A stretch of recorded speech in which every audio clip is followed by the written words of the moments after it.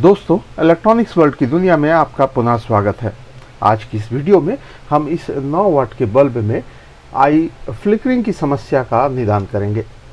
दोस्तों, 9 वाट के इस बल्ब में यूँ तो समस्याएं दो ही मुख्य प्रकार से आती है। एक तो फ्लिकरिंग की समस्या या दूसरी बल्ब पूरी तरह से बंद हो जाती है। ये 9 वाट की जो आज की बल्ब है दोस्तों, इसमें फ्लिकरिंग की समस्या है। इस फ्लिकरिंग की समस्या के कारण क्या क्या है, किन कारणों से ये आती है और इसका किस तरह से हम जांच कर सकते हैं और फिर उसका निदान किस तरह से कर सकते हैं, आज की वीडियो इसी विषय पर बनी हुई है। आज केवल रिपेयरिंग के संबंध में हम बात करेंगे और आइए इस वीडियो को शुरू करते हैं। दोस्तों, आप देख सकते हैं ये 9 वाट की एलईडी बल्ब है। 9 वाट की इस एलईडी बल्ब में वर्तमान में फ्लिकरिंग की समस्या आ रही है। मैं इसके सीरीज होल्डर में इस बल्ब को लगा रहा हूं। आप देखेंगे बल्ब जो है वो फ्लिकरिंग कर रही है। दोस्तों, इसकी फ्लिकरिंग की समस्या को देखने के लिए या जांचने के लिए हमें इसके डिफ्यूज़र को खोलना पड़ेगा। मैं इसके डिफ्यूज़र को खोलता हूं। ये डिफ्यूज़र खोलने के बाद इसकी एमसीपीसीबी को आप ध्यान से देखेंगे तो आप देख सकते हैं इसकी एमसीपीसीबी जो है वो फ्लिकरिंग कर रही है।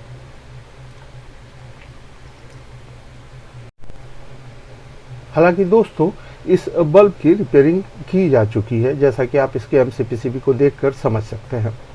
फिर भी जब फ्लिकरिंग की समस्या आपके सामने आई है तो फ्लिकरिंग की समस्या का निराकरण आप कैसे करेंगे? उसके लिए सबसे पहले आपको ये समझना होगा कि फ्लिकरिंग की समस्या आती ही क्यों है। दोस्तों, इस बल्ब में 9 वाट की एमसीपीसीबी लगी है और 9 वाट की इस एमसीपीसीबी में 9 वोल्ट की 1 वाट की 9 एलईडियां एक सीरीज पर लगी हुई है, जो कि 100 मिली एम्पेयर से ऑपरेट हो रही है। इसको चलने के लिए टोटल 81 वोल्ट की आवश्यकता पड़ती है। तो फ्लिकरिंग की समस्या दो ही परिस्थिति में उत्पन्न होती है कि जब इसके 81 वोल्ट की प्राप्ति में अगर ड्राइवर इसको 81 वोल्ट की प्रॉपर वोल्टेज सप्लाई ना कर पाए। अगर इसकी ड्राइवर इसको 81 वोल्ट की प्रॉपर सप्लाई नहीं कर पाती है तब भी ये फ्लिकरिंग करती है। या दूसरी परिस्थिति ये होती है कि ड्राइवर इसकी 81 वोल्ट की सप्लाई तो इसको दे रही है, लेकिन 81 वोल्ट की सप्लाई देने के बावजूद इसके प्लस सेक्शन से 81 वोल्ट निकलते हुए जब टोटल एलईडी से क्रॉस करते हुए माइनस सेक्शन को साइकिल बनाती है तो उस साइकिल पे अगर बीच में कहीं कोई ड्रॉपेज होती है, किसी एलईडी के आधे खराब होने के कारण अगर इस वोल्टेज की साइकिल जनरेट नहीं हो पाती है तो भी उस परिस्थिति में इसमें फ्लिकरिंग की समस्या आती है। अर्थात इस 9 एलईडी में से कोई भी एक एलईडी यदि आधी खराब हो जाएगी तो भी हमें फ्लिकरिंग की समस्या देखने को मिलेगी। दोनों ही परिस्थिति में हमें इसे टेस्ट करना पड़ेगा कि इसकी एमसीपीसीबी में प्रॉब्लम है या इसके ड्राइवर में। अब इसके ड्राइवर में प्रॉब्लम है या नहीं, इसको चेक करने के लिए हमें मल्टीमीटर से इसके आउटपुट वोल्टेज को चेक करना पड़ेगा। तो हम इसके आउटपुट वोल्टेज को पहले चेक करते हैं। मैं इसे होल्डर में ही फंसा ले रहा हूं ताकि इसके सोल्डरिंग को खोलने में थोड़ी आसानी हो।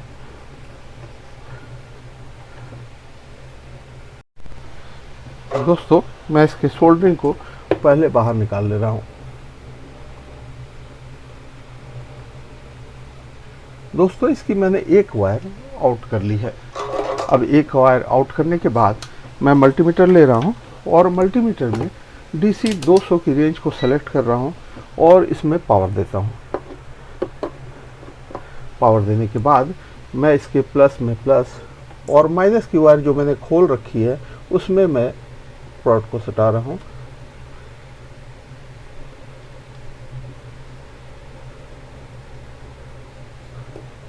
दोस्तों, ये हाई वोल्टेज शो कर रही है।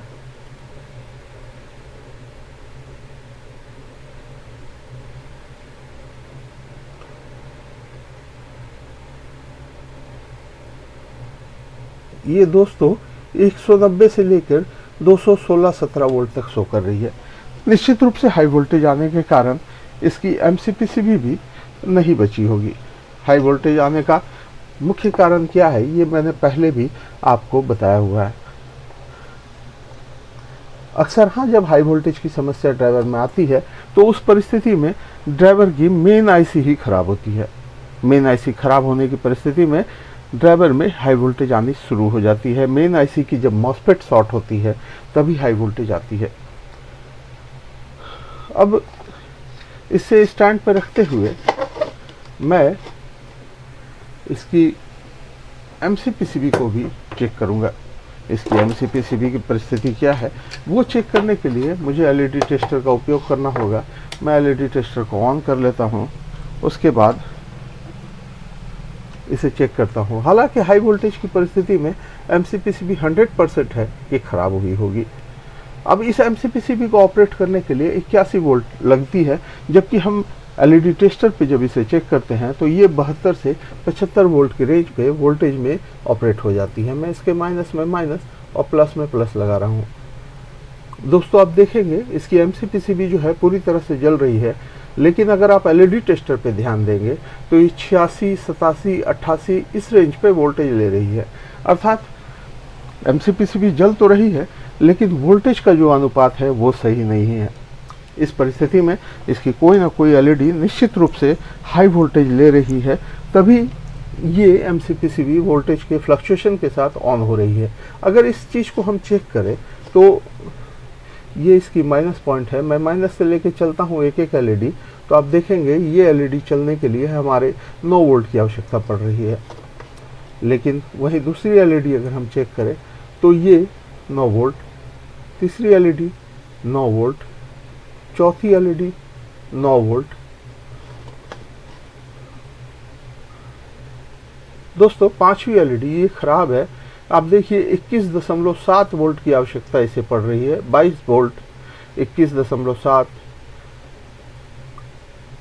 इस हिसाब से ये वोल्टेज ले रही है। 9 वोल्ट से चलने वाली एक एलईडी यदि 21 वोल्ट या 22 वोल्ट की कंजम्पशन करेगी तो ये निश्चित रूप से खराब है, अर्थात इसकी एमसीपीसीबी भी खराब है। दोस्तों हालांकि एमसीपीसीबी खराब है तो आप इसकी ये एलईडी को चेंज करके एमसीपीसीबी को ऑन कर सकते हैं, लेकिन चूंकि ड्राइवर से हाई वोल्टेज आ रही है तो इसके ड्राइवर को भी देखना ज़रूरी है। मैं पहले इसे खोल लेता हूं, उसके बाद चेक करता हूं। दोस्तों आप देख सकते हैं कि हाई वोल्टेज आने के कारण ड्राइवर की जो स्थिति है वो पूरी हीट हो चुकी है और इसकी कैपेसिटर भी जो है वो फट चुकी है। मैं जूम करके आपको दिखा रहा हूं। आप देखिए दोस्तों, इसकी मेन कैपेसिटर जो है उसकी पिछली ओर से इसकी जो प्लास्टिक की कवर चढ़ी होती है वो फट चुकी है और ड्राइवर भी पूरी हीट हो चुकी है। ड्राइवर का कलर देख के आपको ये समझ में आ रहा होगा कि ये पूरी हीट हो चुकी है। मैंने इस पर सीरीज की वायर कनेक्ट की है। मैं इसके वोल्टेज को पुनः टेस्ट करूंगा कि इसकी जो वोल्टेज आउटपुट निकल रही है वो कितनी है। उसके लिए मैं मल्टीमीटर को DC 600 के रेंज पे सेलेक्ट किया हुआ हूँ और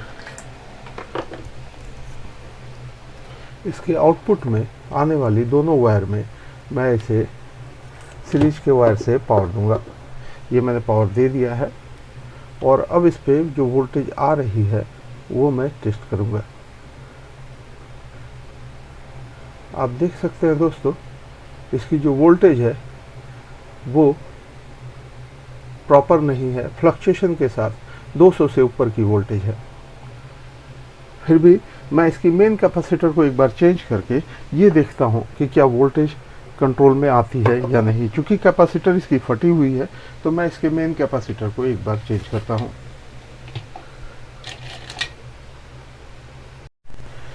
दोस्तों जैसा कि आप देख सकते हैं, इसकी मेन कैपेसिटर जो कि 47-100 की थी, 47 UF 100 वोल्ट की, वो पूरी हीट हो चुकी थी, उसकी कवर फट गई थी, उसे मैंने बदल दिया। उसके साथ ही इसके स्विचिंग को ऑपरेट करने के लिए जो 4.7 UF 50 वोल्ट की कैपेसिटर लगी होती है वो भी हीट थी, उसकी भी कवर फट गई जब मैंने इसे टच किया।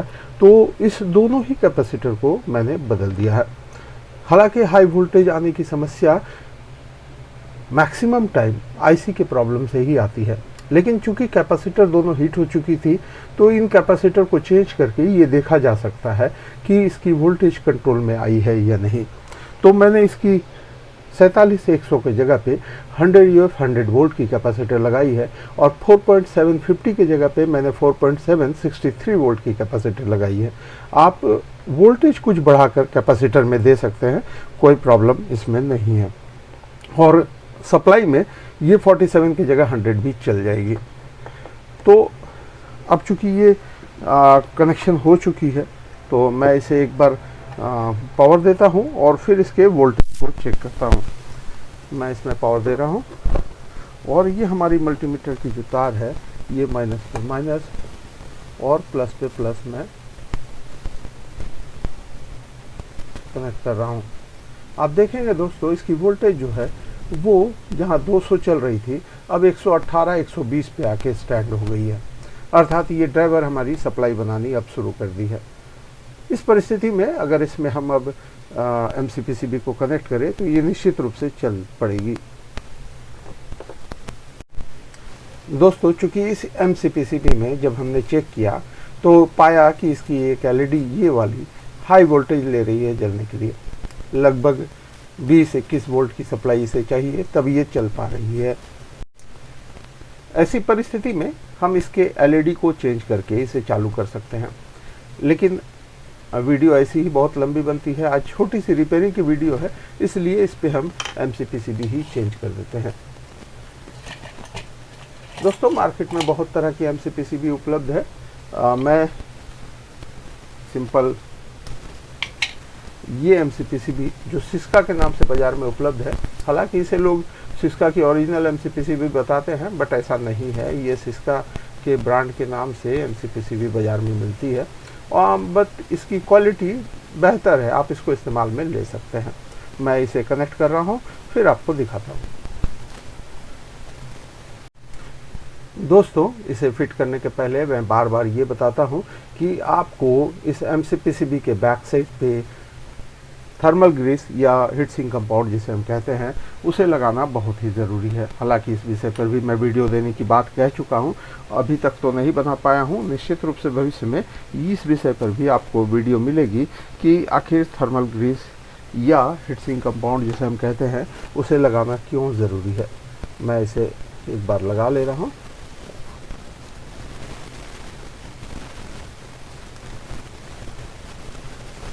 और पूरी तरह से हीट सिंक कंपाउंड लग जाने के बाद इसे आराम से आप हीट सिंक पर रखते हुए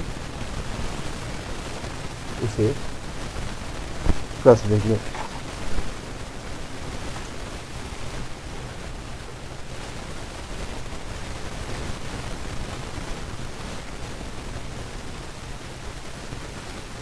दोस्तों मैं इसे कस ले रहा हूँ, कनेक्शन जोड़ ले रहा हूँ, फिर आपको दिखाता हूँ।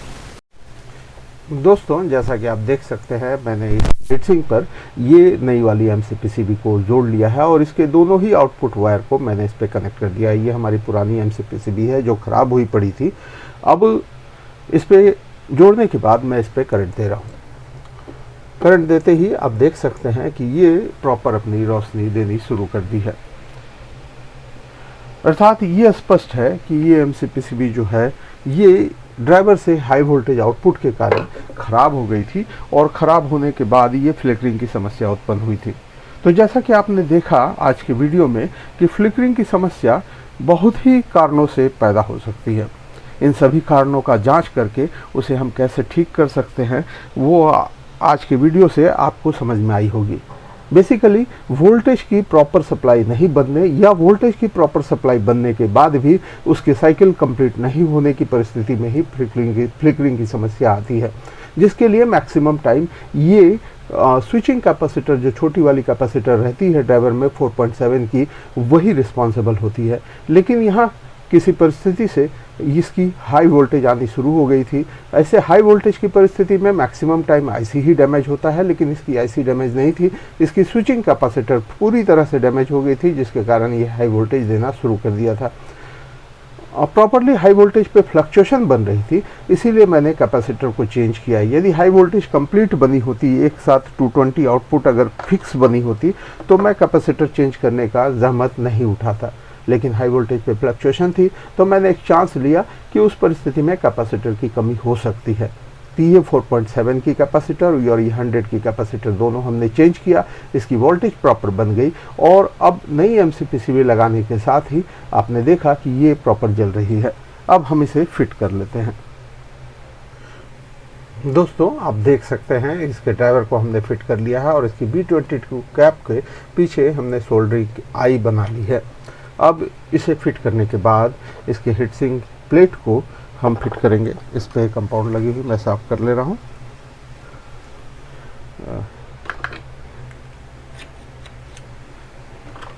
ये कंपाउंड साफ करने के बाद इसकी दोनों वायर को यहाँ से क्रॉस करते हुए इसे बाकायदा प्रेस करके आराम से बैठाया जा सकता है। आप देख सकते हैं दोस्तों ये पूरी तरह से बैठ चुकी है। अब इसके प्लस में प्लस और माइनस में माइनस की सोल्डरिंग, ये इसकी प्लस की पॉइंट है दोस्तों। तो इसके प्लस में प्लस की सोल्डरिंग और माइनस में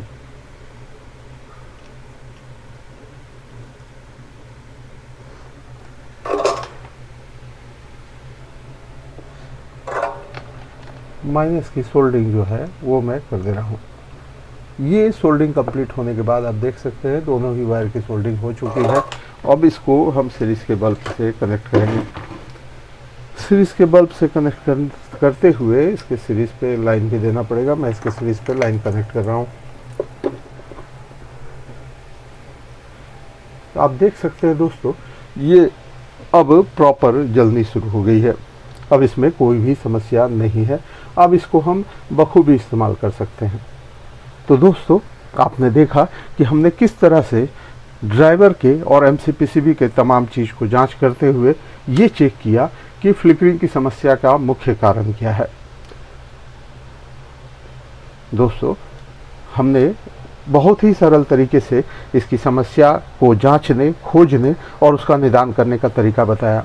फिर भी यदि आपको कहीं कोई समस्या उत्पन्न होती है हमारी बातों को समझने में, तो आप हमें हमारे मोबाइल नंबर पर संपर्क कर सकते हैं या कमेंट के जरिए भी आप हमसे बात कर सकते हैं।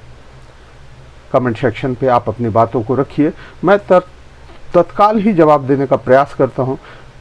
हो सकता है कुछ विलम्ब हो जाए, लेकिन जवाब आपको ज़रूर पहुंचेगा। दोस्तों यदि आपको हमारी आज की वीडियो अच्छी लगी तो हमारे वीडियो को लाइक करें, शेयर करें और यदि आप हमारे चैनल में नए हैं तो चैनल को ज़रूर से ज़रूर सब्सक्राइब करें और बेल नोटिफिकेशन के ऑल पे ज़रूर सेलेक्ट करें ताकि हमारे द्वारा इस तरह की वीडियो की पहली नोटिफिकेशन आपको प्राप्त हो। धन्यवाद दोस्तों, आपका दिन शुभ हो।